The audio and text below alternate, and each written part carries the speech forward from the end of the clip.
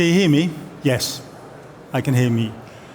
So it says that this presentation is going to be in German, but it's not. It's going to be in English. And there's something else I need to warn you about. I am the kind of person that nobody wants to sit next to at birthday parties, because I always speak about tax, Steuer. And I'm going to talk about tax today. I'm going to talk about macroeconomic influences on B2B transactions, and actually more specifically about macroeconomic e-invoicing trends. Now, before I go, the first thing I need to say is that what is an e-invoice? An e-invoice is not a PDF, it's not a piece of paper that has been scanned and OCR'd. An e-invoice is a data file. It's an invoice that starts its life as data and lives through all its stages as data. That's an e-invoice. I'll be talking about that today because more and more governments are making e-invoicing an obligation. Verpflichtet, I think that's called in German. Yeah. I am from Holland, and I know that we think in Holland that we speak German, but we don't. And maybe the Rudi Carrel did, but most of you don't know who Rudi Carrel is, or Linda de Mol, or Sylvie Mais. Maybe they spoke, but I don't speak German, really. So, that said, e-invoicing, a mandate. I've heard people speak about obligatory e-invoicing here over the past few days. It basically means that governments get involved into what we would call the financial supply chain. They get involved in invoicing. They typically didn't do that, but now they do. I'm going to talk to you about why that happens and what that looks like. And what that looks like is this.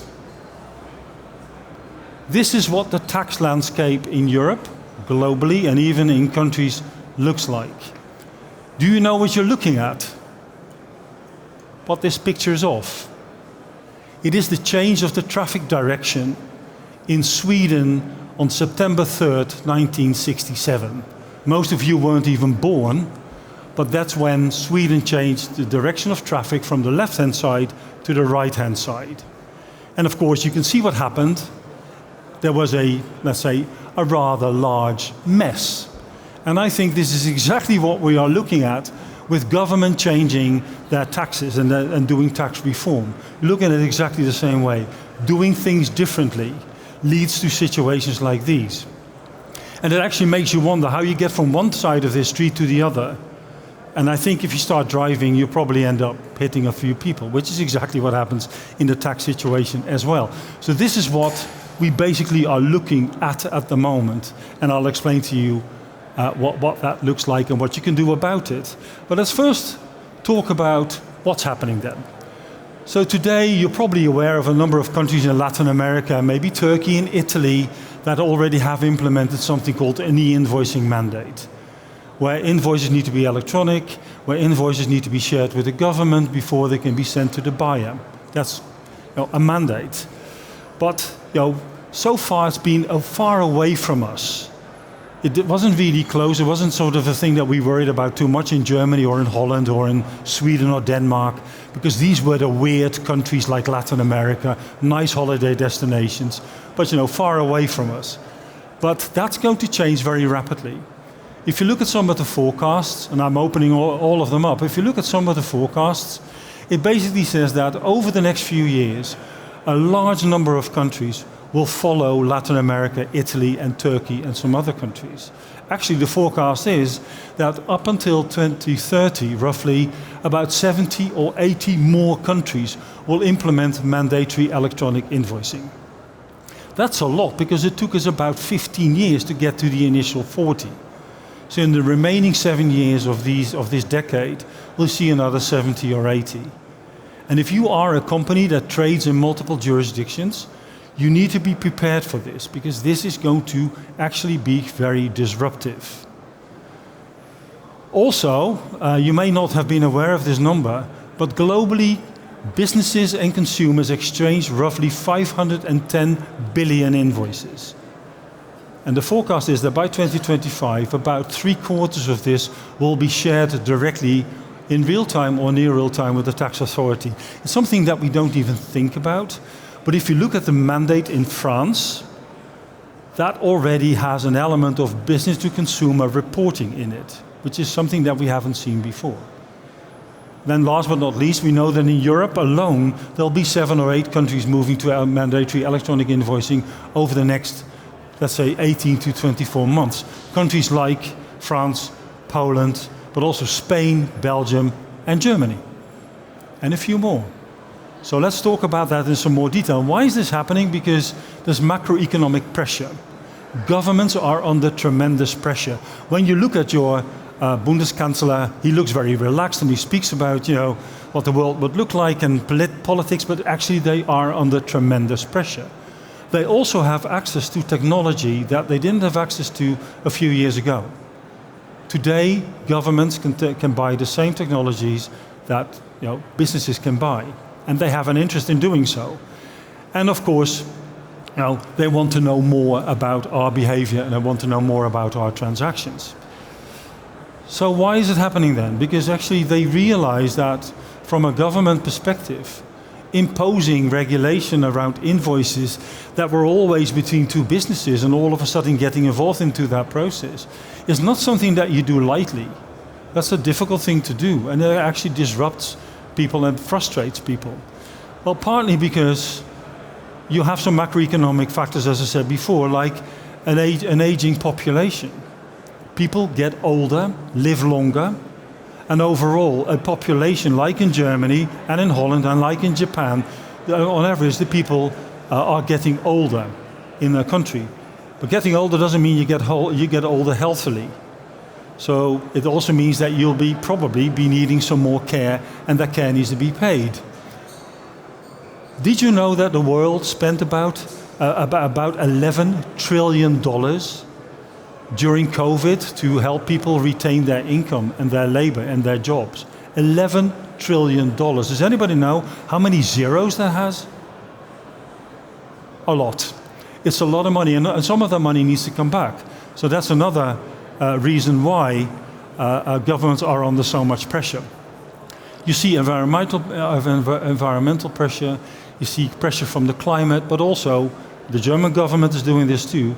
Steep increase in what we call defense expenditure, basically money going to the army. Because we all realize that the world isn't as safe as we thought. But also governments have a hunger for data. They want more data. They want to know what we do, what we send each other invoices for. Not to do bad or to do evil, but to be able to, let's say, target fiscal policy better. And of course, to know what we're doing. They also, of course, want to use electronic invoicing and AI to seek fraud. And of course, you will always say fraud doesn't really exist, there isn't really too much, but I'll show you some numbers in a second about fraud that will probably make you think again.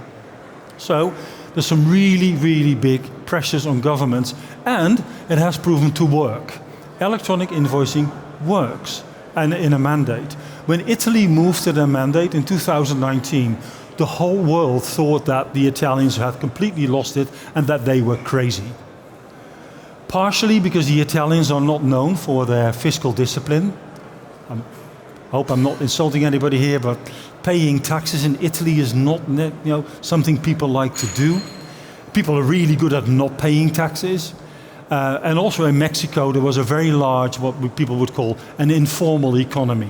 I think it's purely coincidental that these 2 flags have the same colors. But Mexico and Italy have proven that you can actually collect a hell of a lot more tax if you make electronic invoicing an obligation. And that's exactly what happened in these countries. So it's proven. And when governments look at their obligations, if governments look at their possibilities, they look at these 2 countries and say, it works, because these were the 2 least likely candidates for this to be effective. So it works. But let's look at healthcare first. An interesting picture here I'm going to put on screen. This is Germany. Did you know that by, let's say, the mid of the 2030s, so by 2035, there will be 25% of your population will be 65 years or older. So 1 out of every 4 people in the country is 65 years or older. That also means that there will be probably twice as many people of 65 years than there are people of younger than 5. You may sit there and think like, well, so? Well, it means that the number of people who need to earn your pension and who need to pay for your healthcare is shrinking while the number of people who are reliant on that is growing.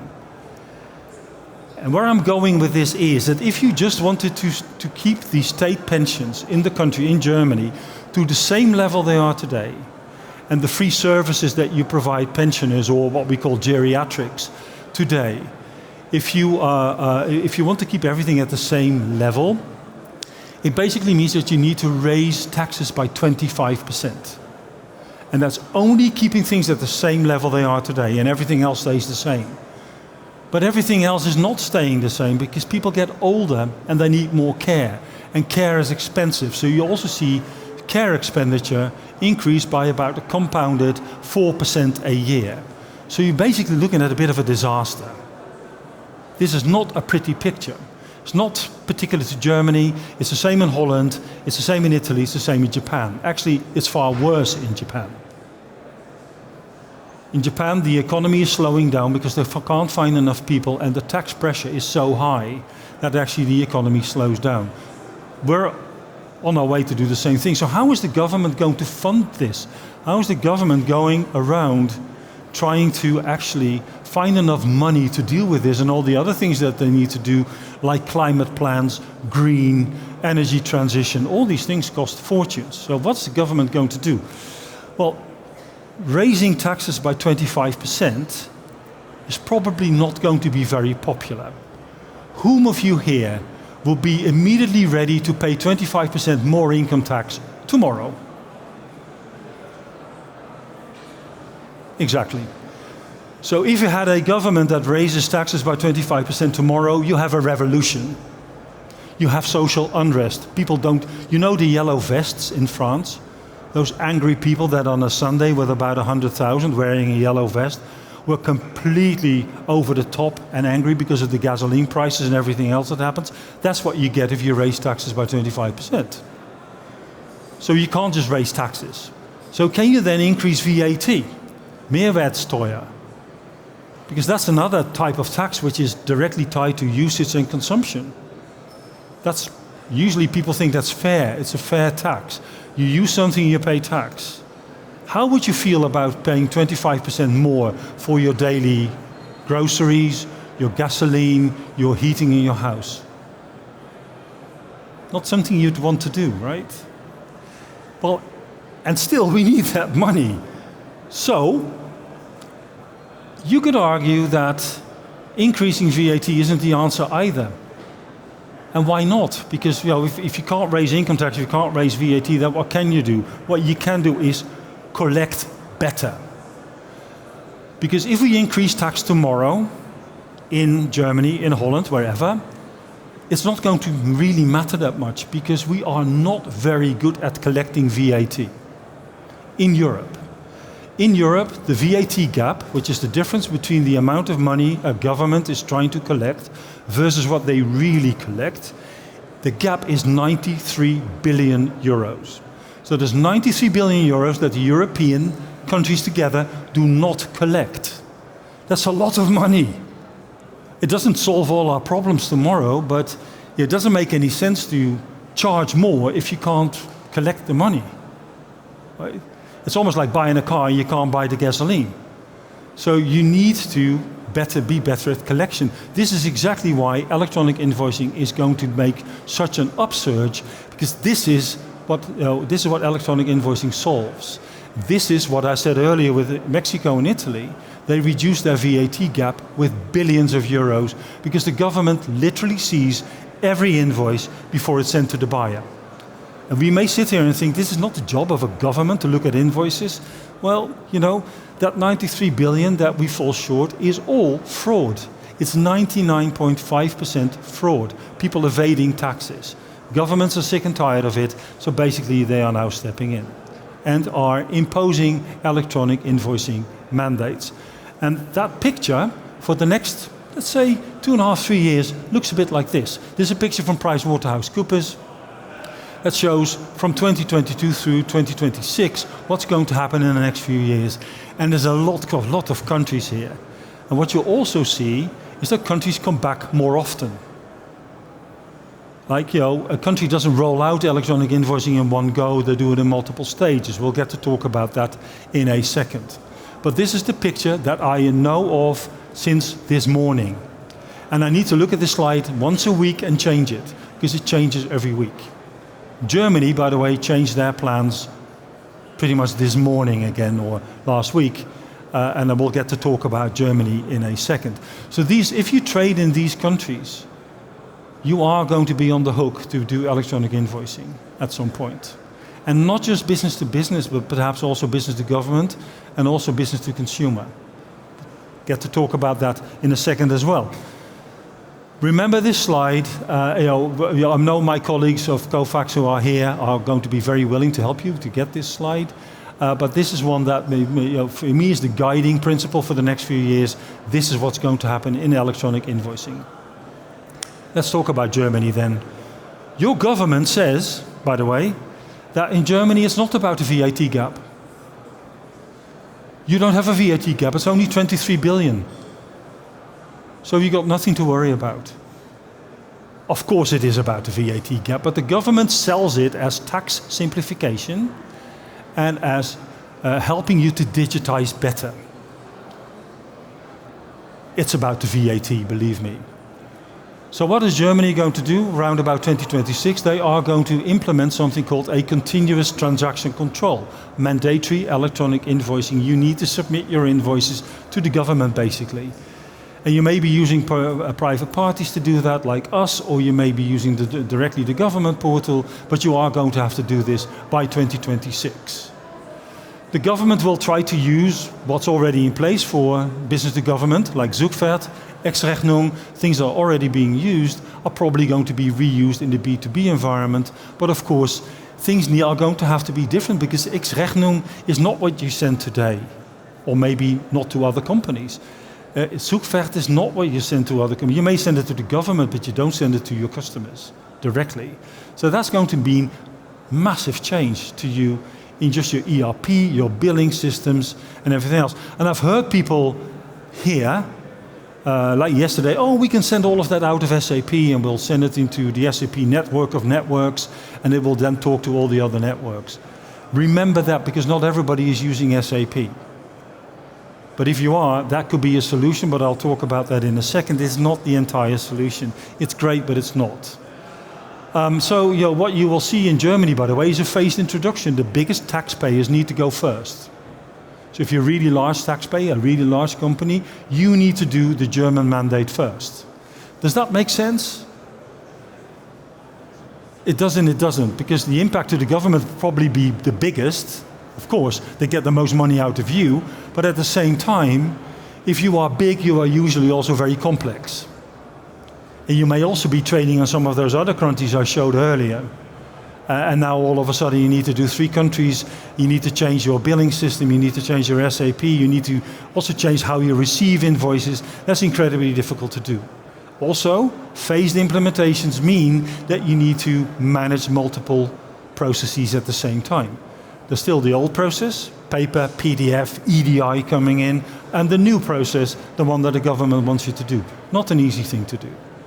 And frankly, I have been in this space for 17 years and I've seen it, and it's not pretty. It's very difficult. In a way, the German government is going about it in a very wise, intelligent manner. And I mean this serious, it's not sarcastic, this is serious. Compared to France, you're doing really, really well. But that said, that was all the good news I had for you today. But the rest is just bad news. The thing that you need to remember is, and that is why I said earlier about SAP and sending invoices out from SAP straight into the networks, using PEPL. What I'm going to say to you here, and this is probably the most important message I have for you today, is that a compliant invoice is not a good invoice. It's not the same thing. The government doesn't care about your purchase order compliance. They don't care about your goods receipting. They don't care about your three-way match. They care about the tax on the invoice. So when an invoice is compliant in the eyes of the government, it doesn't mean it's a good invoice. It is not a great invoice for your procure-to-pay environment or your AP. A compliant invoice to the government that doesn't take into account what you need to process an invoice is a bad invoice. It will cost you money. It will take people to look at it. And that's what you need to keep in the back of your mind when you choose solutions to deal with this. Don't just look at what needs to go into the network or what needs to go into the government. Look at what drives your business. And make sure that you don't only get what the government requires, but you also get what you require. And you use a government mandate as a means to, let's say, stimulate automation in your company. The way I summarize this usually is, what's good for government is not necessarily good for business.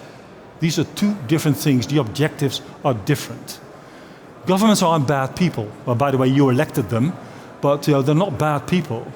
But their objectives are different. They need to pay for your healthcare and your pension and your public transport and your education.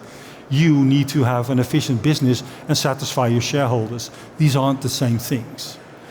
The other thing is about timelines. I found out that for businesses it's very difficult to follow the timelines.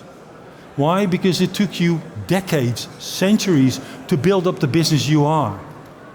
With all your processes and all your crazy habits, it took you a long time to get to where you are today. And now the government comes in and asks you to change everything within 6 to 8 months.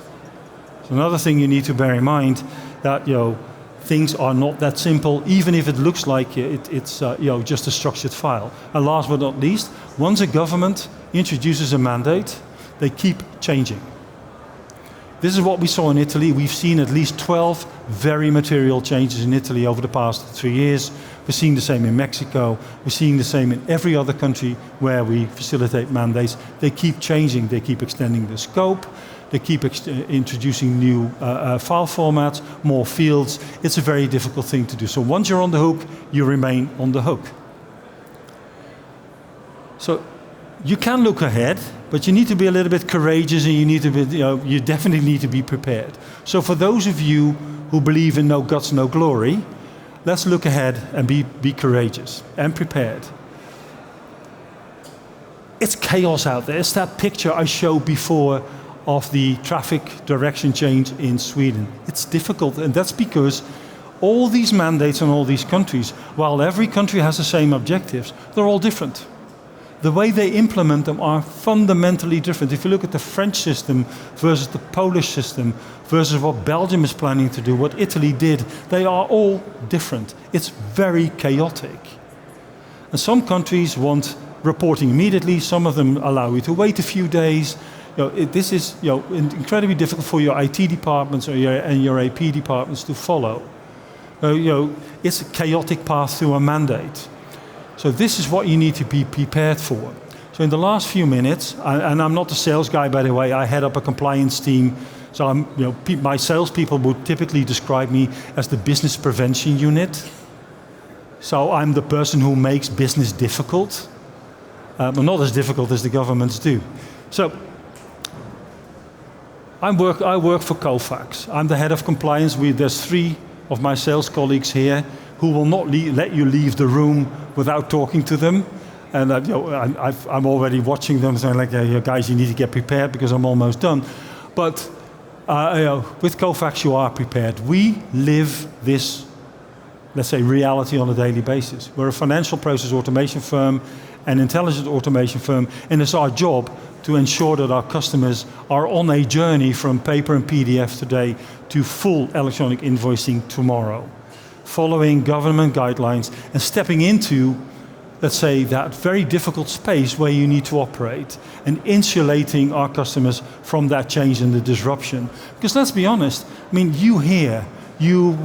don't know each of you, but you produce car parts, cornflakes, you may be rendering services, but you're not here to do what the government wants, right? You're here to produce what you do as a company. So we step in, and we don't do what you do. We don't produce car parts and we don't make cornflakes. We do electronic invoicing and financial process automation. And we insulate our customers from what I showed you earlier by stepping in and making sure that you have one connection into us, and we span out to all the different governments. But in doing so, we make sure that we give a very, very good invoice. Not just compliant, of course it needs to be compliant. Without compliance, you're dead. but also a good invoice that observes your business rules, that allows your purchase order processes to work properly. And that's a completely different approach from what you will sometimes see from the invoicing providers say, I'll be compliant. Yes, we'll be compliant, but we'll be more compliant than just compliant. So with that, I'm at the end of my session. I've got 2 minutes and a little bit left, so maybe there's some questions. But again, let me say one more time, what's good for government is not good for business, and it's not because government are bad people. It's not because government work against you, it's because they have different objectives. And they need to make sure that all of you are safe and healthy into the future. You need to make sure that you continue your business in the most efficient way with the highest shareholder value. That was me for today, and I'm very happy to take any questions you may have.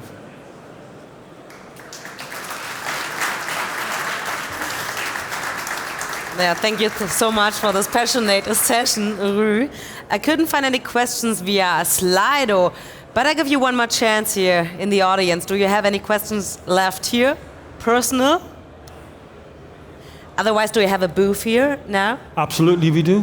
Do you know the name of it, where it is located? It's located all the way at the end. All the way at the end. All the way at the end, near where people meet, and near the VIP area. That's where we are. And we'd love to see each and every one of you. And if you're not interested in the invoicing, we also do marital advice, and we also help you with how to get healthy and how to live long. So if that's what you need, please come and join us. But thank you so much for your time, and look forward to seeing you at the booth. This is your applause. Thank you so much.